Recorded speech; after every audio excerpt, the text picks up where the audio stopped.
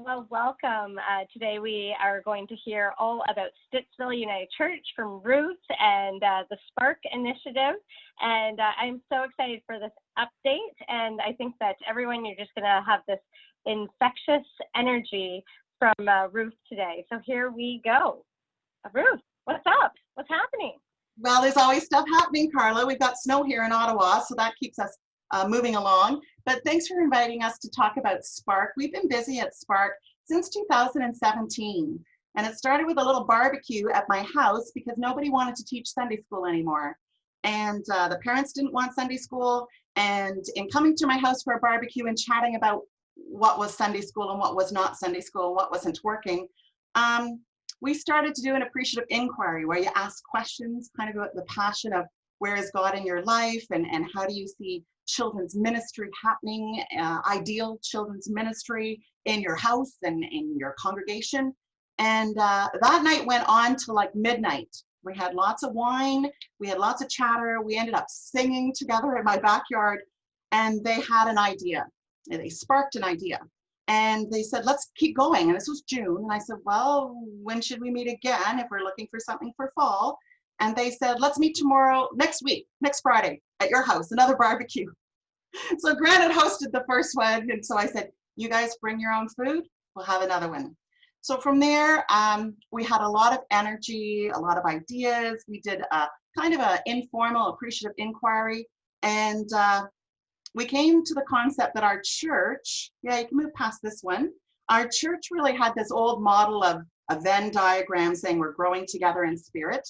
And so people are sort of saying like, yes, we are, but like, how does this new idea that we're thinking about using our own gifts and our own talents and being called to talk about God and our Christian faith in a way that's really exciting, compared to nothing against the curriculums we were purchasing, but against those curriculums.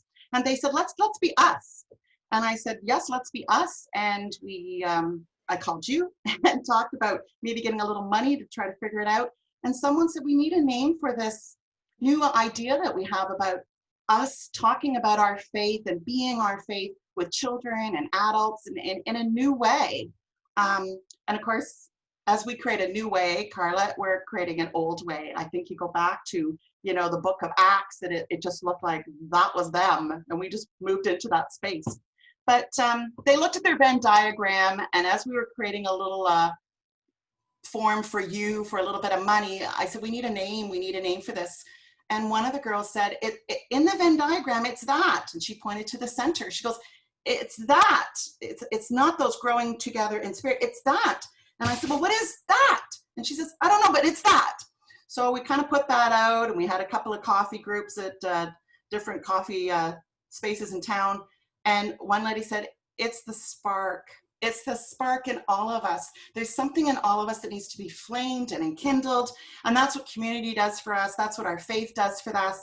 And we need to kind of reconnect with that spark. And everybody has that. So it's not just for those who come to church, but like the whole town, everybody, my neighbor has sparks. I see passions in them. So in the next slide, we said, well, then what is spark if we're going to do spark? And so as we talked about it to people in the community, we talked about spark being your passion, your energy, your essence, that it's in everybody. It's in everybody. And a spark is at the heart of your faith. If you wish to have kind of a faith structure and leap into a belief structure, and it can really drive us forward on our faith journey. So people were like, it's spark. So the next slide talks about how are we going to ignite it? How are we going to share this? How are we going to nurture this in ourselves and in other people? We started praying about it more. We started dancing about it more. We started writing songs about it. We started having meetings about it to encourage us to be more engaged in this spark. How do we do it? The next slide says that we started to identify it in everybody we saw. The lectionary reading last week was that passage where, you know, when did I see you hungry? And when did I see you thirsty? And Jesus said, when you did it to somebody else. And so they needed to kind of see it in everybody.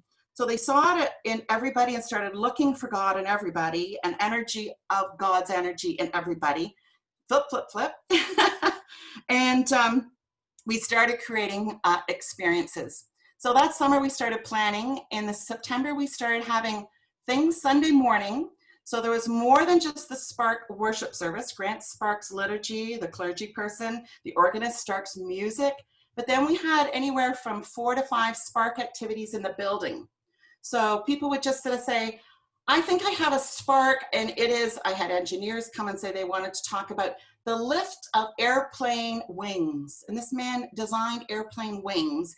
And he said, you know, I see the design and lift and draft of wings as a spiritual journey that we're all on. I'm like, whoa. So here this engineering man that was coming to church because his wife dragged him was saying, I start to see my spark in my profession as an aeronautical engineer. So he brought this big wing into the church, and the kids went downstairs. Well, not just the kids, adults started going. So sparks became things all throughout the building, but only on a Sunday morning. They started around 9, they ended around noon. And they were just promoted that you could go anywhere in the building to experience God and your development of your faith. And it might be pew sitting and hymn singing and listening to a sermon, but it might be at some point going downstairs or going out to the parking lot, and it might be with children, it might be with just adults. We let people self-select. We didn't say this is an adult thing and this is a children thing, but people would read what it was and go, yeah, that's probably more for a 6-year-old than me. But sometimes people would just blend. And so it was very intergenerational. And I love that, Ruth, because it's not like you just gave up everything. It still sounded kind of close to church, right? Like it's still, but like it was that first baby step of an experiment. It's still 9 to 12.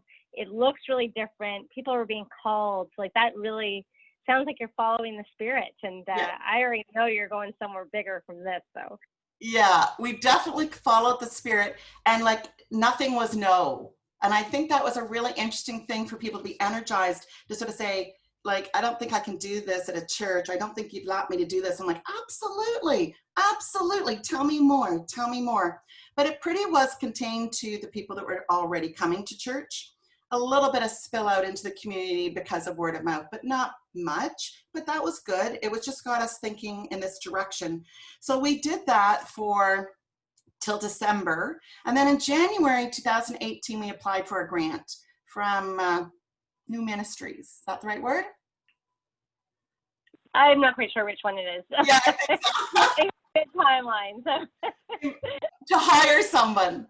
And we hired a lovely lady to kind of be a spiritual growth animator for Stittsville. And she introduced herself to the town through radio and paper and online and newspaper clippings and events, and just kind of get to know the spirit of the town and then the spirit of the people in the town. And she started having monthly events in the building and outside, and also weekly events as we moved into the next year, and then daily events. So then our space, our physical space at SUC became really busy, very, very busy. And the tag we started to use was SUC, the place to be. And it became a hub for all kinds of community experiences. Yeah, so we did a church community group with AI and spent 18 months with a hired professional. And this was kind of one of the offsprings of it. And we recognized that our ministry really has 5 arms. And it's about belonging, people wanting to feel appreciative and a place to belong, a place to grow and to have spiritual opportunities to do that, a place to be cared for. And we wanted to do outreach. We wanted to go out and see what's the needs out in the community and beyond, and what can we do. And then, of course, we didn't throw the baby out with the bathwater, Carla. Our people love in-house worship. A lot of people still love coming and sitting in a pew and hearing, a liturgy and a choir. And I was like, we're not throwing that out. It works. People like it. We're just going beyond that. So certainly worship was an arm, but helping people recognize that worship was becoming even broader than our Sunday morning pew sitting.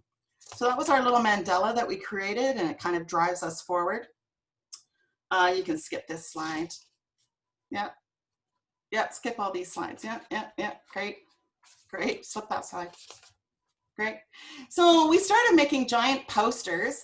They're made out of coroplast. They're 4 feet by 8 feet. I've got a poster behind me right now that we're working on for an initiative right now in the city. We're creating an 80-foot mural along the cemetery fence right now with regards to positive affirmations. And we're using a lot of illustrated ministries. And this is out of Mary's song. So she comes up with the 4 words for Advent. And so they're going up right away. So I put one up behind me. Love is almost done. It needs to be highlighted. I put that up behind me because we would make these giant posters. So these pictures are posters that would go out on the cemetery fence. We have a fence on the corner of Main Street and the building, the street where our building is. And so people would look to the fence. It was quite a thing to see. And the people that started paint night, we have over 200 people who come in and out of paint night. We could only house 50 people for paint night. Local artists offer it. A local lady caters it, so we have a dinner. And we charge $25 for a dinner and paint, and a lot of fun. And we start paint night with a time of art, Googling prayers, kind of like just painting your thoughts in your prayer time. So we do that. And then we paint over it, whatever the picture is, but kind of that release of letting go. And people had gone to lots of other paint nights, but they said they never had this one where you kind of start with just how are you feeling today? And what are your hopes and desires? And who's on your heart? And you can put that on your board. And sometimes people would only do that for 2 hours, Carla. They wouldn't even go and make the painting. They were just like, I just did this for my grandma, and I was just thinking of her, and she's sick, and you know. And so it became quite a community of people telling their stories about what's happening in their life, what are their struggles, what are their joys. A lot of intergenerational. We had a mom, a daughter, and now a baby of the daughter. So we have 4 generations, and they sit in a row, and they come every month, and this is their spiritual community of meeting mainly women. Some men come, but mainly women, and a time of sharing food and fellowship and our stories. And of course, we get a painting at the end of the night, and we have a lot of fun. So painting became a big part of our life here, and that spread out into Forest Church. There's a woman up the street that has a lovely kind of an acreage. I think it's maybe 30 acres. She offered it as a space with walks. And so we started Forest Church, which really brought out a lot of different people to come out. We have games night once a month. It is really fun and lets kids come and adults come and share like 50 or 60 different games. And it starts at 5 and it ends when it ends. So just keep going through these silly posters. These, this one is about just all the things that we were doing. And really, Spark activities really helped us become more engaged with technology, which we really weren't, Carla. So that was exciting. And it encouraged people to bring their own devices and live stream what they were experiencing and tell their story about being at SUC for some kind of spiritual experience that for them wasn't typical church. So that also got into people's Twitter feeds and into people's Instagrams, and that was different for us to really encourage people to come and use their devices to kind of share their faith journey in this endeavor. I mean, you can have your phone at church? Oh my goodness. Yeah, exactly. You can slip past this one. This is just kind of keeping us going on the dates. So we had a huge community choir that used to use our building, the Goulbourne Community Singers. They have been together for over 60 years, and they're people from all over the area. It's not a Christian choir, it's a community choir. They have 2 concerts every year. It's well beloved, but it took over our Wednesday nights in the building. They were in the sanctuary, they were in the basement, they were in spin-out groups. Like they had a children's choir, a teen choir, an adult choir. They would be here from about 4 in the afternoon till about midnight working on things. Well, they left our building, and people were so discouraged that this big choir left our building and the energy of Wednesday nights were being lost. But the Spark Initiative people saw it as an opportunity that we've got our building back. And we thought, let's do soul time on Wednesday nights. Let's claim every room in this building and do all kinds of Spark initiatives for soul time. And we literally build it like you don't have time for a Sunday morning, or Sunday mornings don't work for you ever because of whatever. Come to Sunday night, soul time on Wednesdays.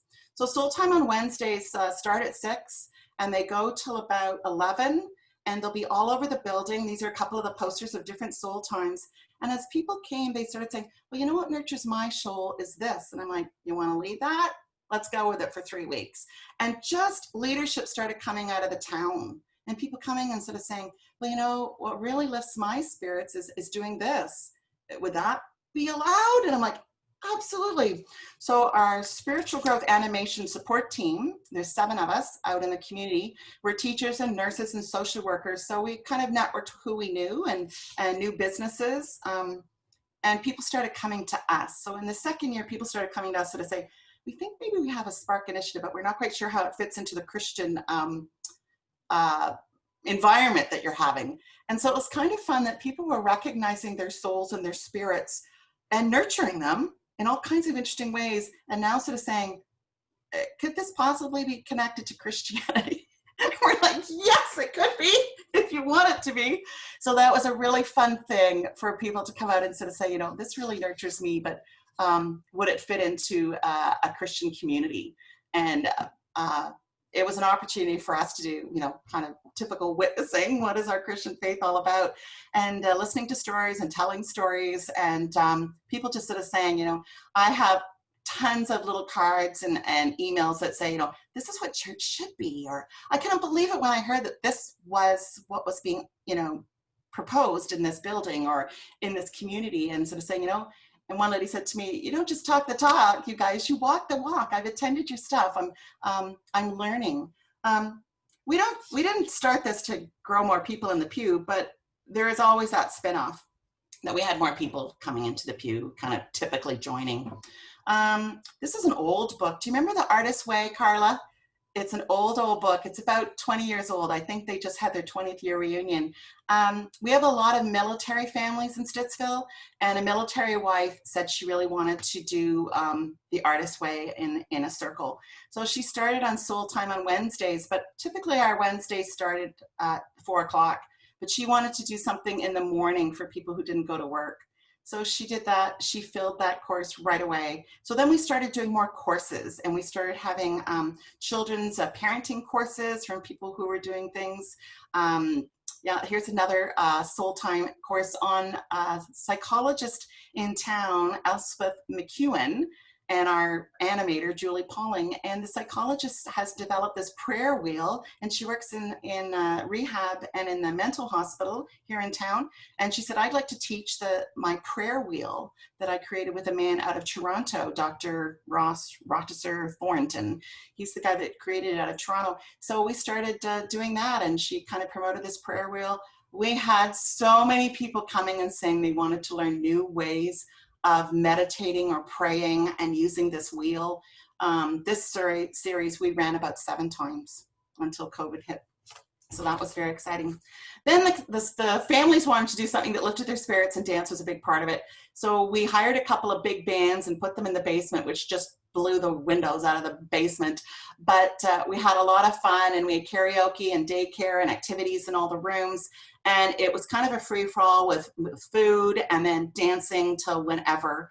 And the dances were a huge hit, to the point where we had community bands come and now ask us, can we be booked for this time? And how many dances do you have? And so that's been a really interesting thing. You notice that most of the things we do, we don't ask for money. Paint night we do because we have to purchase a lot of things. But most things we don't ask for money, and people are always quite shocked. And we say, it's a charity, it's a church. You can donate money to the food bank, you can donate money to the Cancer Society, you can donate money. You want to go online and press the buttons and do the e-transfers, you can. But we don't typically have a basket out or a fee for anything. And it's been really interesting because the fund for this ministry is growing just because people want to give money for the experience that they've had for them and their children. This is a really fun story. I'm going to end with this one, Carla, and you can ask me some questions. But this is a really fun story. A Mexican family from Mexico migrated into Stittsville, and they said, there are no Mexicans here. And I met this woman on the street with her 2 children, and she was looking at the big poster outside, and it was about, I think, singing bowls, and she was quite interested in singing bowls. So her 2 children came to a evening where we were working with sound and healing, and a healer came in and did this program with us. and I got to know her, and she said, Epiphany's coming up. Do you celebrate Epiphany? I said, yes, we do. She said, well, so do we. And I've asked the parish priest in Stittsville if I could do this experience of having a market and creating an Epiphany cake where they bury a little baby Jesus in the cake, and it's a big ring, and it kind of looks like the crown, and it's decorated with candy jewels, and it's some kind of ritual. They have a name for it and everything. And she goes, and I want to bake these cakes because we do this in Mexico, and then give them to people for Epiphany. But the parish priest said no. So I said, hey, you want to come to our church and give it a try? So she put this all together, and we met. Now I know that there are over 216 Mexican people in Stittsville, and who knew?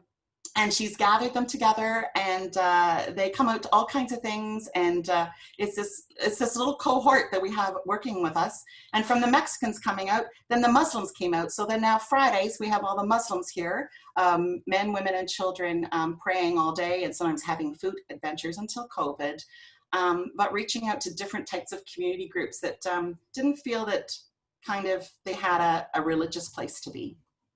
So since COVID, thank you, Carla, we've pretty well gone online. Our building is completely shut. I'm in the building, and Grant's the minister's in the building, and the organist, and that's it. And so we've gone on Facebook live stream. We have a staff of 7 people, 2 spiritual growth animators now, and myself, I'm the youth worker, and we go online and do all kinds of things. So we have noonday prayers with Julie, we have late afternoon songs, we have evening prayers, we have story time.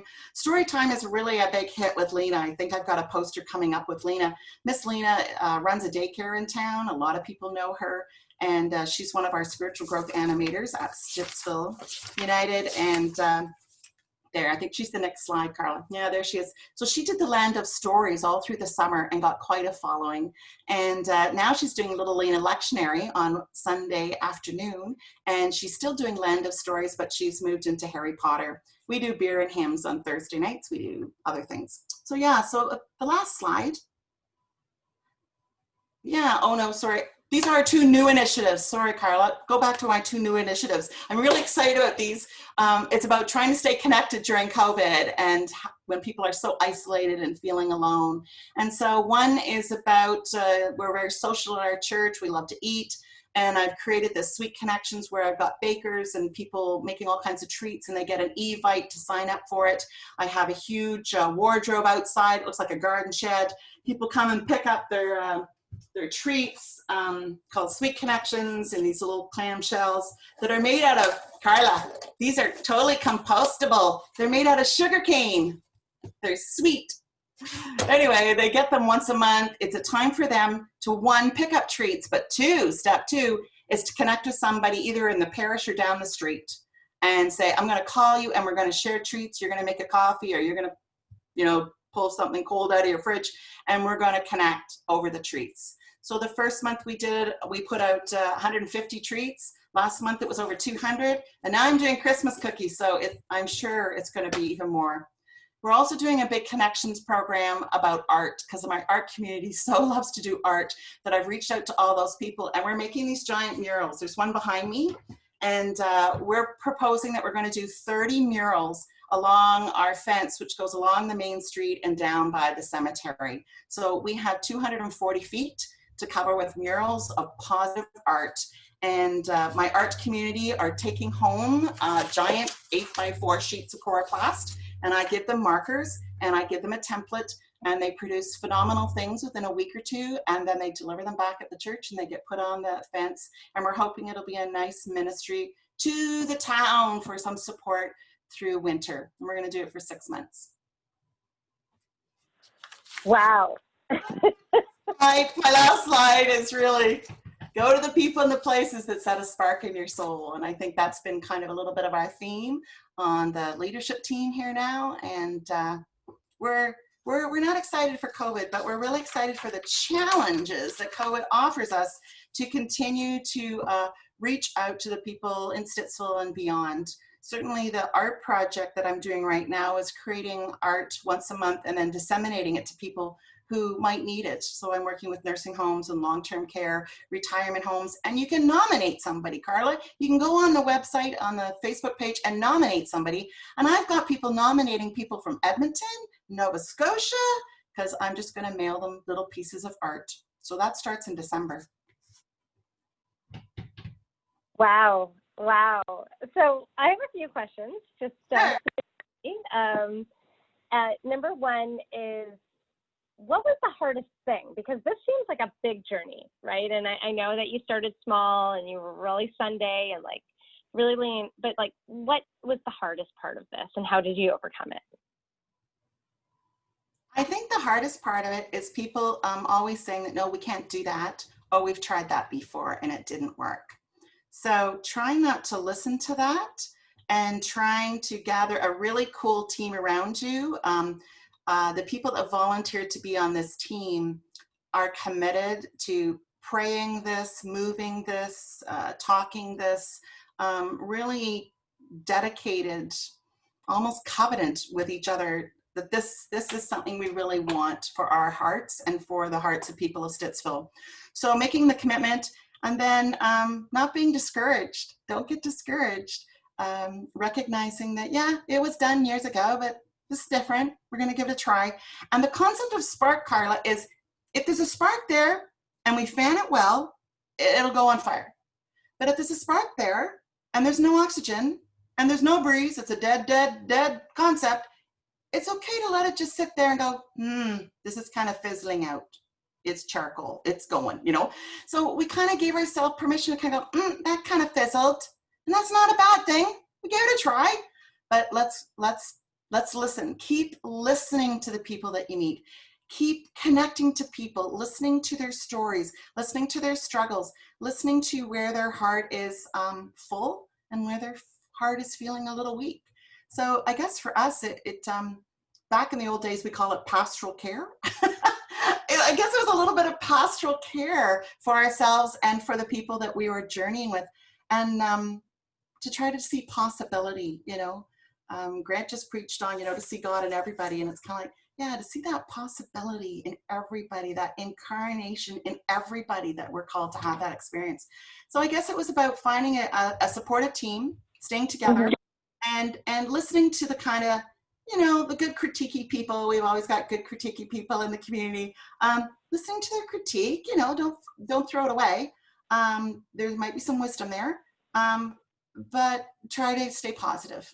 Stay positive. Yeah. So this whole journey is a leap of faith that you've taken.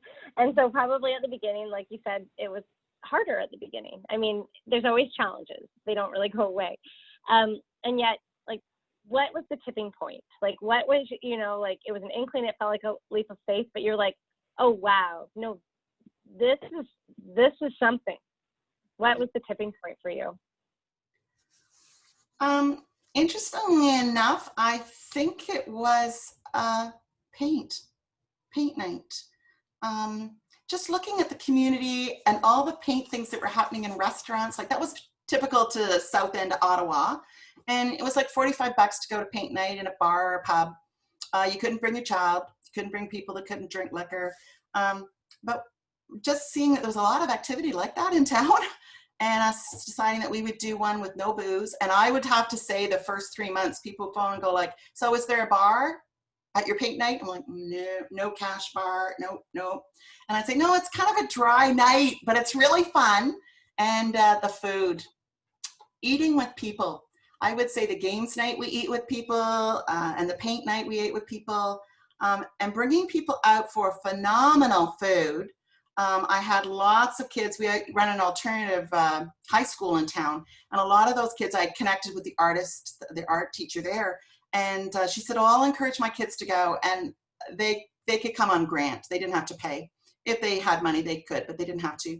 And some of the older people would recognize that there was like 17 teenagers there, and they go like, can we subsidize the teenagers? I'm like, absolutely. So generosity just happened. But I think probably the tipping point was to see that community build so fast and to care for each other and to the friendships of, kids with, Banting High School, or kids that are really struggling. Maybe they're involved with the law, or they have addiction problems, and they're coming out to do art at night, and they don't do anything that we suggest. They just do art. They just do their expression, and sitting with a little old lady, a little grandma, who's trying to follow exactly what we're telling her to do, and the two of them get talking to each other and sharing, the treats and the food, and then the old lady says to the young girl, we should go into the church, and maybe we could find a little box, and you could take extra food home. And she'd go and she'd put up a little package for this little girl, and this girl would go like, I get to take food home. I'm like, sure, take the food home. We ended up feeding a lot of teens that first year. Kids got to know that there was kind of free food, really nice food. So kids would come and pack up enough for a day or two. They met a lot of really nice, caring old ladies. That's really, it was just so sweet to see people connecting like that. So I think that group started a sense that the people in the sanctuary upstairs on a Sunday morning, when I would show pictures of paint night and the 51 people with the 51 easels and all the creations, and then I put some of the pictures downstairs, I think it kind of shocked them that people were coming, and they go like, who are these people? I don't know who these people are. And we're like, no, but they're us. We're all together. But yeah, that was the start of it, I think. That was a tipping point. Wow. And so the last question I have then is, this has been a journey, and the journey hasn't ended, yet this has equipped Stittsville in a different way. Like you said, like, I'm not celebrating COVID, and yet it's, we're resilient and we're adaptive now. So like, we're going to be fine. How has this changed Stittsville United Church?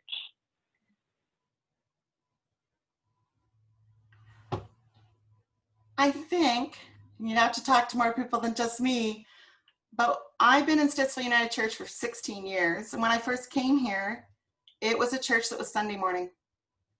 And if you didn't hear it Sunday morning from the pulpit, it didn't exist.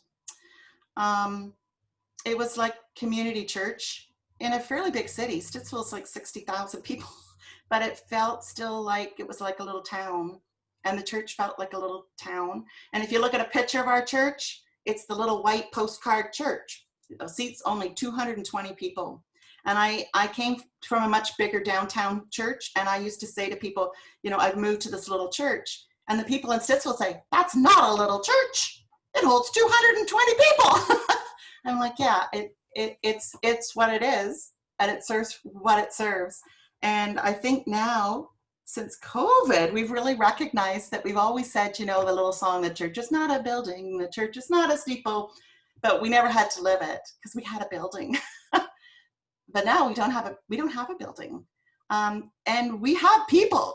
And so rallying out to talk to people, we've divided the whole church into what I call the 12 tribes. And we have 12 groups of 12 people phoning people on a monthly basis, sort of saying, so what are you missing? How can we help? What are you needing? And networking with the community of Stittsville to serve. And that's kind of where this art program came from, is people sort of saying, well, we still need to be creative. Oh, a great story is a lady in the church. A lady who came out to games night with little children, and she's been quite involved, and now she's on the spiritual team with me. She bought a farm. Last week she bought a farm outside of Carleton Place, and it's full of trails. And I talked to her 3 years ago about what was her spark, and she sends her children to forest school. And she said, I'm an occupational therapist, but I really feel called in my heart to be a forest school instructor. And I said, well, you should do that. You should go for that. So I supported her to go to forest school education. She's now a certified forest school educator, and she's bought a farm, and she's just put in you talk about filling out forms for the government. She's just filled out all the forms. Grant and I went and saw her farm on the weekend, and she hopes to be running a forest school within 18 months. Wow. The school board. And we'll have Forest Church out there. We'll probably put a labyrinth out there. We'll do some things at Forest School on the West End. Yeah, so that'll be a good partnership. Well, Ruth, always excited to get your updates, and I can't wait to find out what's next. Yeah, neither can I.